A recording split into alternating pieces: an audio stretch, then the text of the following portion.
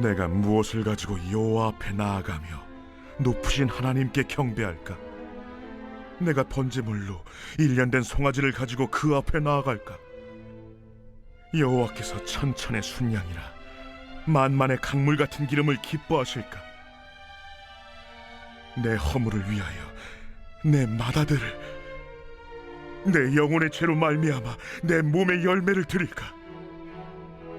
사람아, 주께서 선한 것이 무엇임을 내게 보이셨나니 여호와께서 내게 구하시는 것은 오직 정의를 행하며 인자를 사랑하며 겸손하게 내 하나님과 함께 행하는 것이 아니냐.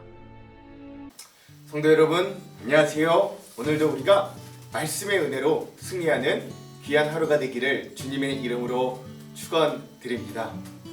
우리가 이제 벌써 구약 성경의 33번째 책인 우리 미가서에 우리가 여행을 떠나기 전 지도 보는 날입니다. 이제 구약 성경이 3구, 그래서 39권이거든요.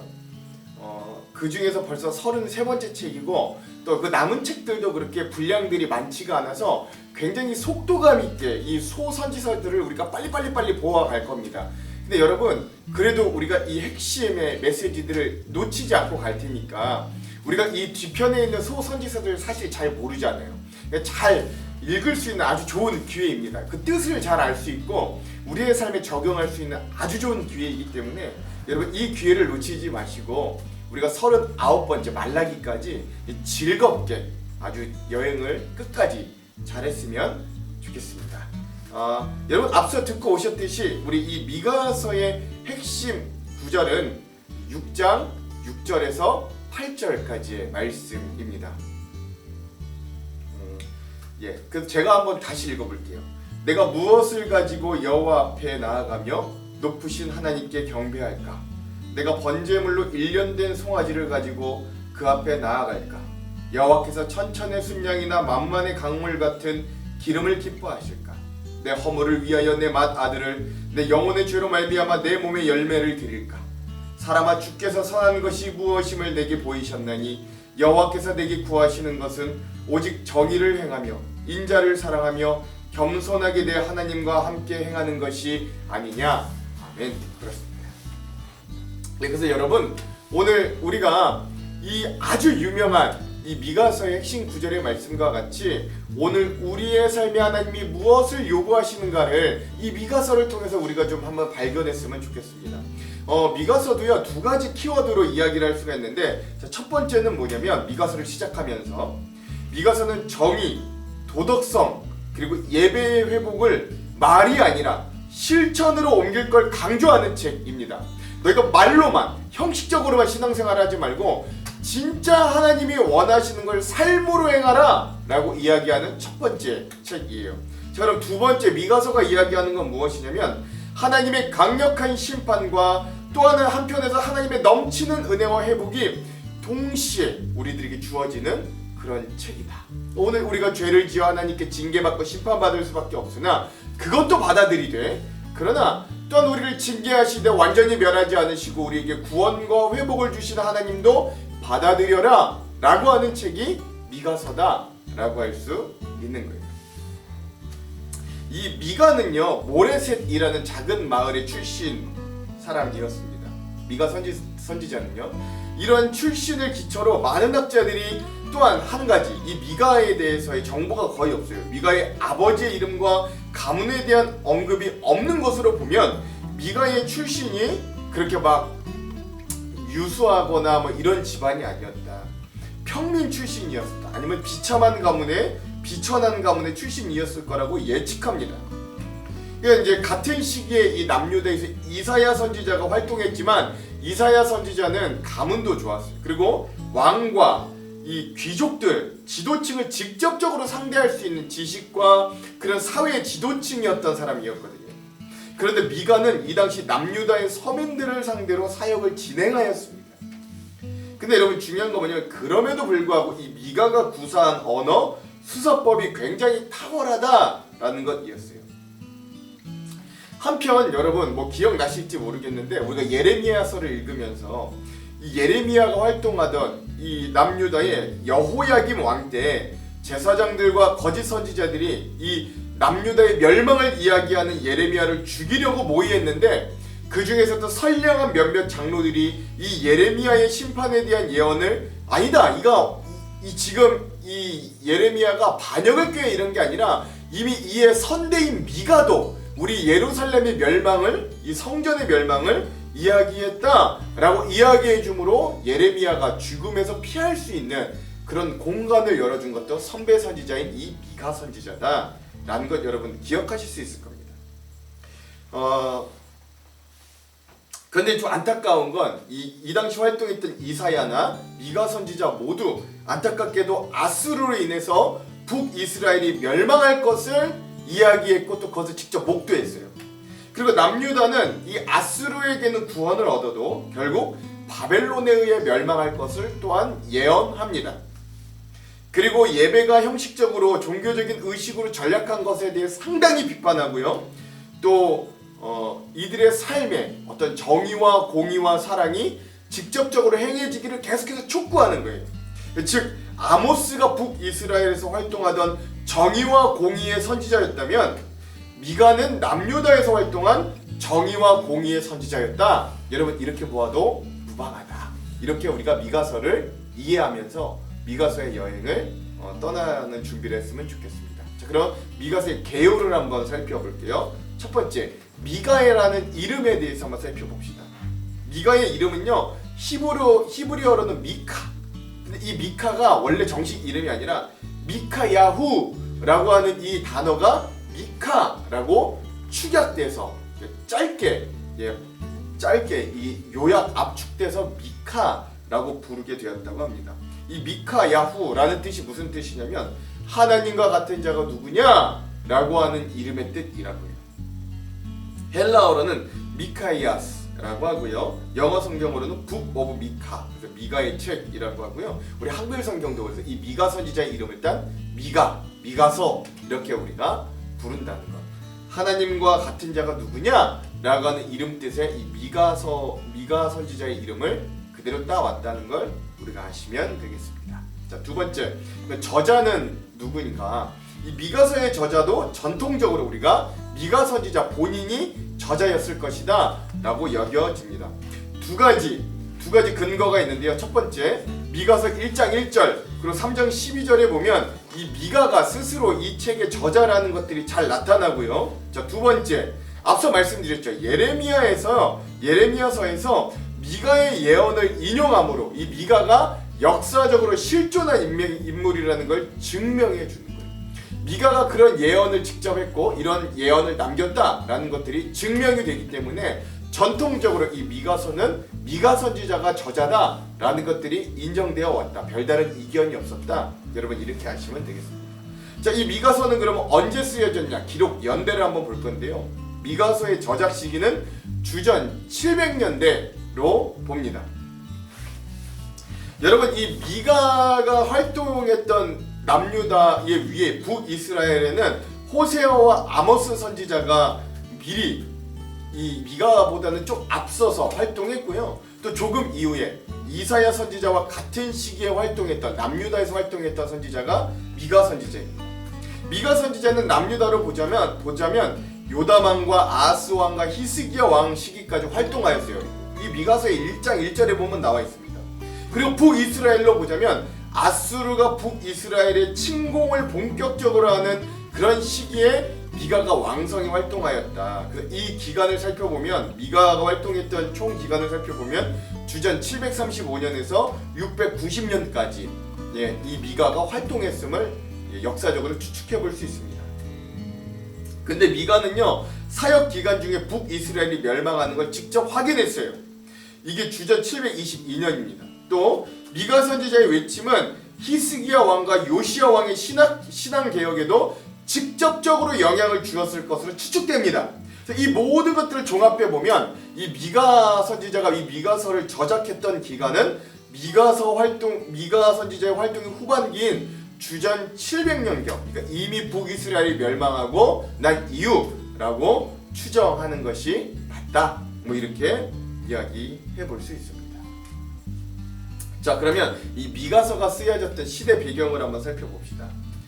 북이스라엘과 남유다는 각각 여로보암 2세와 북이스라엘에서는 이 부흥기를 이뤘던 여로보암 2세, 이제 여러분 잘 아시죠? 우리 계속 읽어서. 또 남유다에서는 동시대의 우시야 왕의 통치에 두 나라 모두가 다 큰 번영을 누렸습니다. 남북 왕국을 괴롭혔던 이 중진국이었던 아람이 망하였고, 일시적으로 이 이스라엘 팔레스타인 지역은 전쟁이 없는 평화의 시대를 맞이했기 때문이에요. 그러나 미가 선지자가 활동했던 주전 8세기 무렵에는 남유다와 북이스라엘을 둘러싼 주변의 국제적 정세가 아주 급변했을 때였습니다. 곧 아수르 제국이 본격적으로 힘을 키워서 남하 정책을 하기 시작했고, 그래서 북이스라엘과 남유다는 이 아수르 제국에 의해서 심각한 위기에 처하게 되었습니다. 그리고 안타깝게도 북이스라엘은 그 당시 자기 자신들에게 하나님의 말씀을 선포했던 아모스와 호세아 선지자의 말씀을 끝내 거부하였어요. 그래서 결국 아수르의 침략에 이들은 완전히 멸망하고 맙니다. 그래서 남유다에 활동하던 미가 선지자는 주전 732년 아람이 먼저 멸망했던 것과 또 주전 722년에 북이스라엘이 아수르에 의해 멸망하는 걸 직접 목도했어요. 또한 디글렛 빌레셀 3세로부터 강해진 이 아수르의 통치자들 아래 이 아수르가 패권 국가로 비상하는 것도 목격했습니다. 이 아수르는 바벨론에 의해서 쇠퇴하기까지 한 세기가 넘게 100여 년이 넘게 고대 근동 이스라엘과 이 지역을 지배하는 강자였습니다. 북이스라엘을 멸망시킨 아수르의 사네립 왕은 결국 남유다도 침공합니다. 그러나 북이스라엘과는 다르게 남유다의 이 당시 왕이었던 히스기야 왕은 이런 결정적인 위기를 맞이하였으나 이 당시 활동했던 이사야와 미가 선지자의 사역을 통해 이 히스기야 왕이 하나님의 말씀을 받아들이고 회개하고 신앙개혁을 이루므로 이 남유다는 아수르 제국에 무너지지 않았습니다. 오히려 하나님이 이 남유다를 아수르에게서 승리하게 만들어 주시죠. 그러나 히스기야 왕이 죽은 뒤에 남유다의 왕들이 하나님께 등을 돌렸고, 이로 말미암아 남유다는 이 미가의 예언대로 주전 586년에 아수르는 아니지만 그 이후의 제국인 바벨론에 의해서 멸망하게 됩니다. 그러나 미가는 이들이 다시 하나님의 회복을 얻어서 포로에서 귀환할 것이다 라는 것까지 예언한다. 이것이 이 미가서가 쓰여져 있던 시대 배경이다 라는 것들을 여러분 좀 아시면 되겠습니다. 자, 그럼 오늘 우리가 이 미가서의 여행을 떠나면서 이 미가서에서 그럼 이야기하는 큰 세 가지 주제들이 무엇인가 한번 살펴볼게요. 먼저 첫 번째, 미가서는 사랑과 공의와 겸손을 삶으로 행하라 라고 이야기하고 있습니다. 사랑아, 주께서 선한 것이 무엇임을 내게 보이셨나니 여호와께서 내게 구하시는 것은 오직 정의를 행하며 인자를 사랑하며 겸손하게 내 하나님과 함께 행하는 것이 아니냐. 아멘. 이게 미가서의 핵심 구절 6장 8절이죠. 미가서는 다른 서절과 마찬가지로 신앙적으로 도덕적으로 극도로 타락했던 남유다와 북이스라엘의 죄악을 책망하고 이에 대한 하나님의 심판과 회복의 약속을 제시합니다. 북이스라엘에 호세아와 아모스가 있었다면 남유다에는 이 시기에 이사야와 미가가 있었어요. 특별히 미가서에서도 마찬가지로 이 미가서에 등장한 하나님의 모습은 아무리 자신이 택한 선민이라고 할지라도 그들의 죄악에 대해서는 필연적으로 징계하신 하나님입니다. 왜냐하면 하나님께서는 자신이 창조한 모든 세계를 사랑과 공의의 법칙으로 다스리는 분이기 때문에 그래요.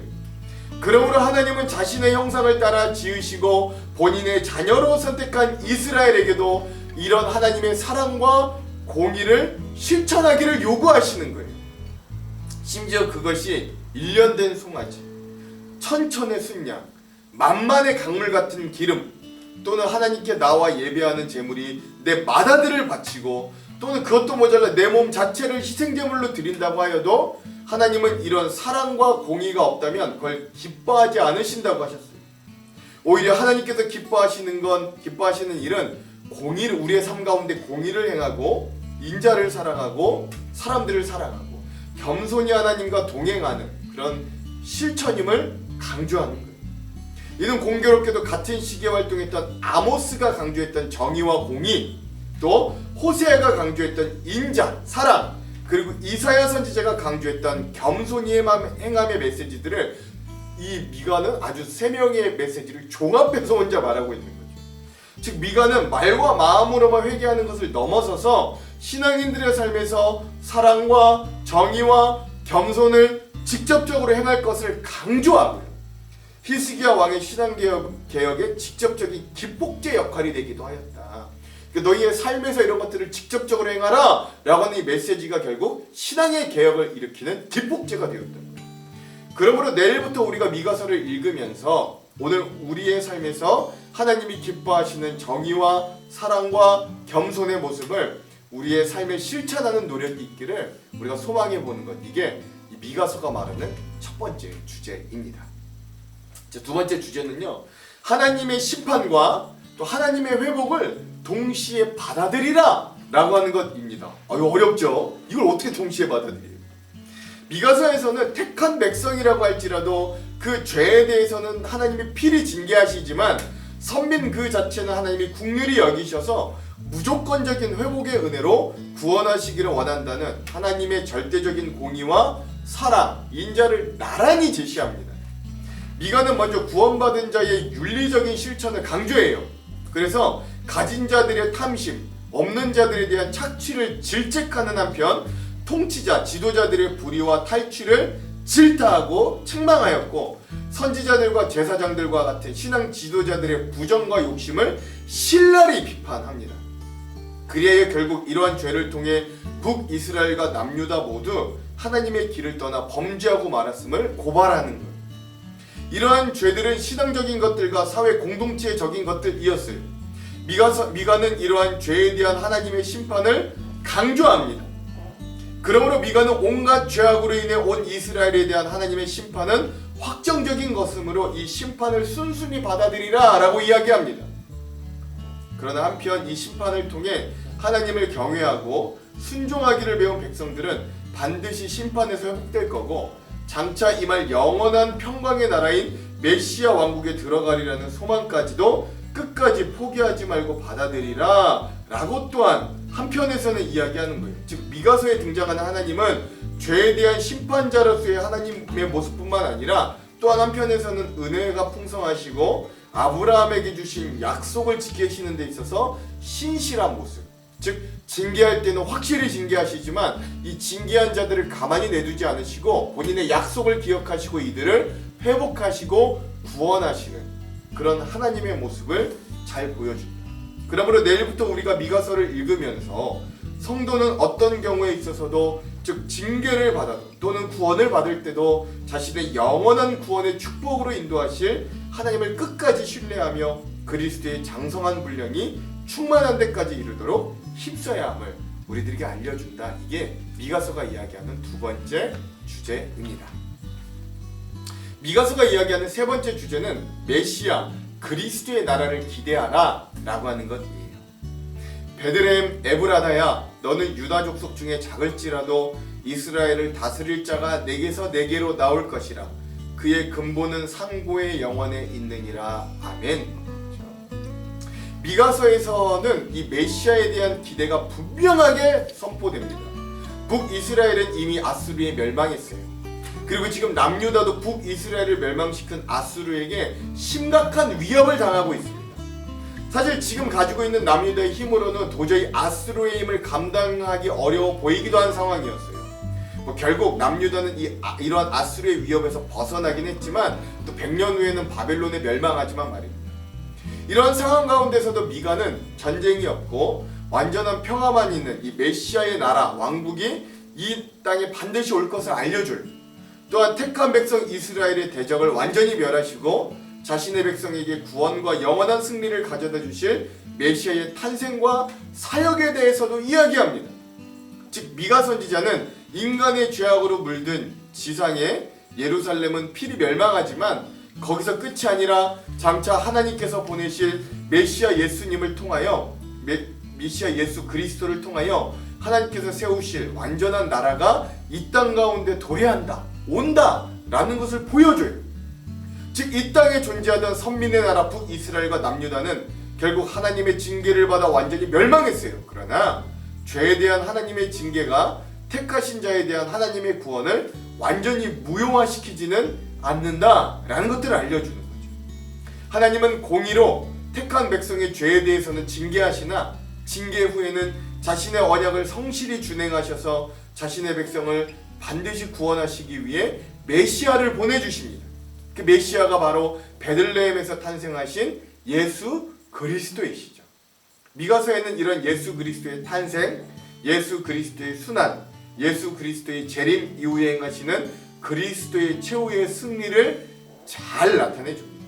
즉 이런 미가의 메시아에 대한 예언은 예수 그리스도의 구원의 역사가 인간의 역사 중에서 한치의 오차도 없이 진행되어 왔고, 또 앞으로도 이 말 하나님의 나라가 여전히 우리들에게 유효하다, 진행되고 있다라는 것들을 우리에게 알려주는 그런 아주 귀한 책이다. 이게 바로 미가서의 세 번째 주제다라고 여러분 아시면 되겠습니다. 이런 주제들을 마음에 품고 우리가 내일부터 미가서 여행을 떠나면 훨씬 풍부하게 아주 깊은 이해를 가지고 말씀을 읽으실 수 있을 겁니다. 자, 그럼 마지막으로 여섯 번째, 우리 미가서의 구조를 함께 살펴보고 오늘 이 영상을 마무리할게요. 이 미가서는요, 세 편의 설교로 구성되어 있는데요, 이 세 편의 설교가 모두 첫 번째 들으라 라고 하는 이 메시지로 시작됩니다. 자, 그래서 첫 번째 설교는요, 전 이스라엘을 향한 심판의 선언과 회복의 약속이 등장하는데 이게 1장에서 2장까지입니다. 여기 두 가지 내용이 나오는데요, 첫 번째는 그러니까 남북 이스라엘에 대한 심판의 선언입니다. 사마리아와 남유다의 멸망과 포로됨을 선포해요. 그래서 두 번째, 심판의 이유와 그렇지만 너희가 멸망과 심판을 받고 난 이후엔 남은 자들을 회복해 주시리라는 약속도 허락해 주십니다. 이게 첫 번째 설교의 내용입니다. 두 번째 설교의 부분은요, 예루살렘의 멸망과 메시아의 왕국이 올 걸 예언합니다. 이게 3장에서 5장이에요. 자, 이 내용은 세 가지인데, 첫 번째, 이 이스라엘의 지도자들의 죄에 대한 책망과 예루살렘의 멸망을 예언합니다. 근데 여기서 지도자들이란 정치 지도자들과 종교, 신앙 지도자, 거짓 선지자들에 대해서 이야기합니다. 둘째, 메시아 왕국이 우리에게 다가올 것, 도래할 것을 예언합니다. 그러므로 포로 기간 중에 인내하기를 권면하고 메시아를 통해 승리할 것을 알려주는 거죠. 셋째, 그리고 메시아가 오늘 우리들에게 올 것을 예언합니다. 베들레헴에서 나오실 그리스도의 탄생과 고난의 사역과 그 메시아의 승리에 대해서 알려주는 거죠. 이게 이 미가의 두 번째 설교 3장에서 5장의 내용입니다. 그리고 마지막 미가의 세 번째 설교는요, 남유다와 북이스라엘, 전 이스라엘을 향한 회개의 권고와 구원을 약속해 주시는 모습으로 6장에서 마지막 7장까지의 내용이다 라고 할 수 있어요. 여기에 두 가지 내용이 있는데, 첫 번째, 심판의 정당성에 대해 하나님을 변론합니다. 그러니까 이 백성들이 하나님의 심판과 징계를 받으면서 막 원망하고 하나님을 의심할 거 아니에요. 그때 아니야, 하나님은 공의롭고 의로우시기 때문에 너희를 죄된 너희를 심판할 수밖에 없어, 이렇게 하나님을 변론하는 거예요. 그리고 너희가 그러므로 하나님께 참되게 회개하라 라고 이야기하는 거죠. 그래서 두 번째, 그러나 하나님은 너희를 징계하셨어도 구원해 주실 것을 약속해 주셨고, 그런 구원하실 하나님께 이 선지자가 미리 감사하는 찬양을 올려드리면서 이 미가서가 마무리된다 라고 하겠습니다. 자, 여러분, 우리가 미가서 여행을 떠나기 전에 이렇게 미가서 전체를 한번 훑어보고요, 미가서 여행 전에 지도를 보고 짐도 한번 꾸려봤습니다. 내일부터 시작되는 이 미가서 여행을 우리가 아주 알차게 또 은혜 가운데 진행하기를 간절히 축원해 드립니다. 자, 그러면 제가 기도할게요. 하나님, 오늘 우리가 구약의 33번째 책인 미가서의 여행을 떠나기 전에 이 책에 대해서 우리가 전반적으로 살펴보고 여행 전 지도 보기를 합니다. 하나님, 우리의 삶에 하나님이 주시는 사랑과 정의와 겸손의 모습을 삶에 실질적으로 실천하고 순종하기를 원하신 하나님의 모습을 이 여행 가운데 배우게 하여 주십시오. 오늘 그리스도 예수, 오늘 우리의 구원자 되시는 그 예수님을 미리 예언하고 또 그것이 성취되게 하셨던 그 발걸음들을 오늘 우리가 알고 더욱더 우리 예수 그리스도에 대한 믿음들이 확고해지기도 소망합니다. 오늘 우리가 잘못했고 죄 지을 때 우리를 징계하시지만 그러나 우리를 회복해 하실 하나님에 대한 기대도 오늘 우리가 이 말씀 가운데 발견하기를 간절히 소망합니다. 주님, 이 여행 위에 우리와 함께하여 주셔 우리의 마음을 밝혀주시고 이 여행이 은혜와 또 우리의 믿음의 성장이 임하도록 함께하여 주시옵소서. 그렇게 하실 주님을 기대하며 예수님 이름으로 기도합니다. 아멘.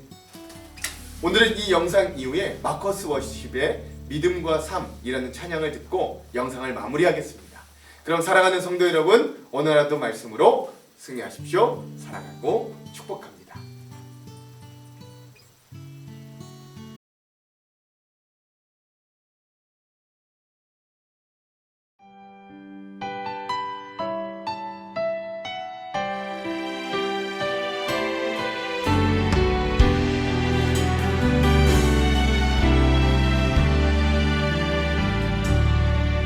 믿음과 삶을 살아내는 실력이 너무나 다른 내 모습을 볼 때에 이 모습도 주가 사랑하실까?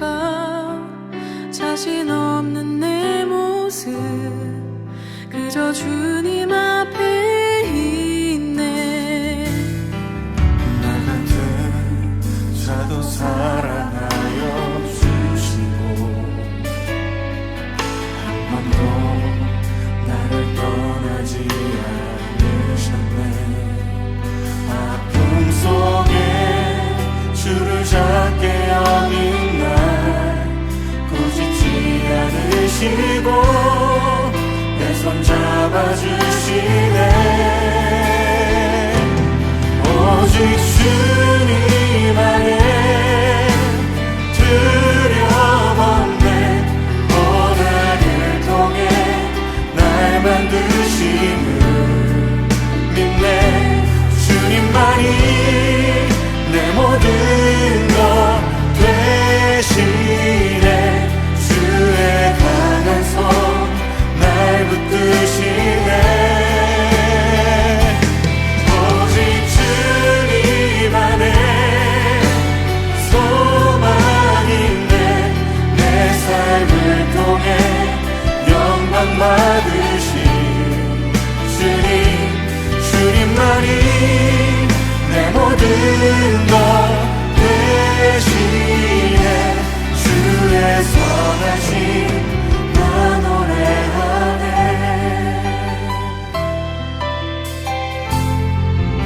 믿음과 삶을 살아내는 실력이 너무나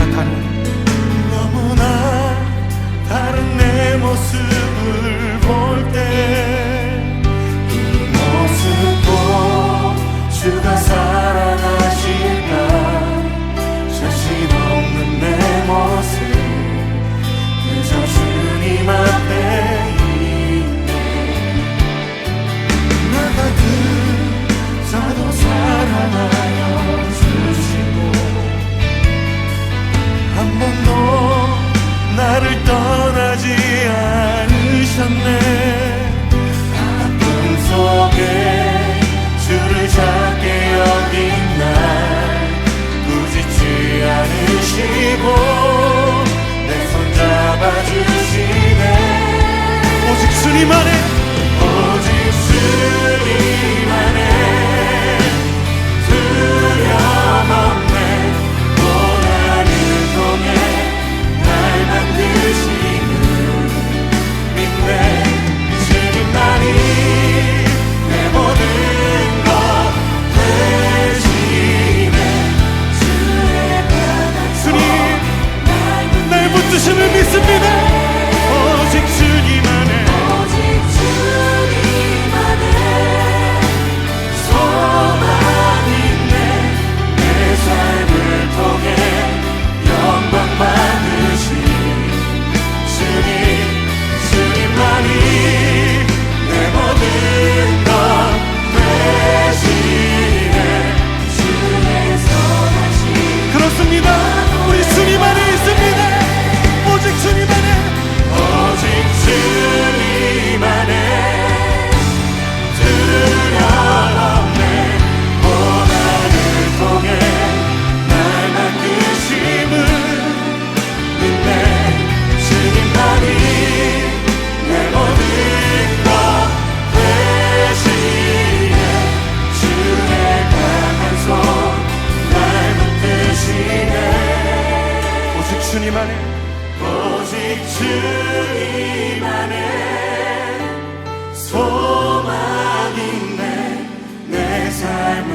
통해